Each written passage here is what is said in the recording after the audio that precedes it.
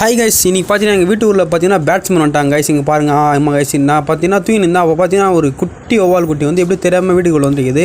நான் அது பிடிச்சி வெளியே போகலான்னு பார்த்தா சரி கரண்டில் வச்சேன் கைஸ். பார்த்தா செம்மையாக ஒரு தமிழன் ஊற்றிறான் பாருங்கள். அவன் மேலே வந்து அந்த கரண்டியை வச்சாங்க. வச்சதை பார்த்தீங்கன்னா அவனை ரெக்கர் எடுத்து விரிச்சு காமிக்கிறான் பயப்படுற மாதிரி. ஆனால் ரொம்ப சின்னதாக தான் சவுண்ட் போடுறான். அவன் எப்படியோ தெரியாமல் பாருங்கள், சூப்பராக பாருங்கள். அந்த கரண்டிக்கும் அந்த ரெண்டு ரெக்கைக்கும் பார்க்க சும்மா வேறு லெவல். பேட்ஸ்மேனே வீட்டில் வந்து மாதிரி இல்லை பாருங்கள் வேறு லெவல் இருக்குது இந்த பேட்ஸு. அப்புறம் என்ன பண்ண கடைசியில் வந்து எப்படியோ ஓரளவு போராடி என்ன பண்ணால் அதை பிடிச்சின்னு போய் வெளியே விட்டாங்க சிங்க பாருங்கள். இப்போ பாருங்கள் இப்போ வந்து அந்த கரண்டி எடுக்கிறான் பாருங்கள், எடுத்ததை பாருங்கள் அப்படியே பறகுது பாருங்கள் சிங்க பாருங்கள்.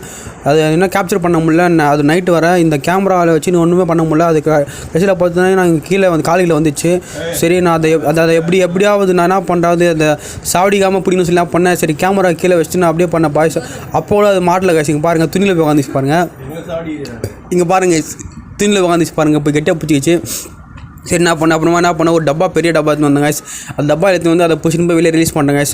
அப்போ என்ன தெரில கைஸ், இன்றைக்கும் பார்த்தீங்கன்னா அது வீட்டுக்குள்ளே வந்துச்சு. அது என்ன தெரில, எங்கள் வீடு பிடிச்சா என்ன தெரில, அது எங்கேயோ வழி தெரியாமல் போய்ட்டு வந்து இது பாருங்கள். இந்த டப்பாவில் தான் இது வாசிங்க பாருங்கள். இப்போ இந்த டப்பாவில் வந்து எடுத்து நான் ரிலீஸ் பண்ண போகிறேன் கைஸ். பாருங்கள் இந்த டப்பாவில் வந்து பிடிச்சின்னு வந்துட்டேன்.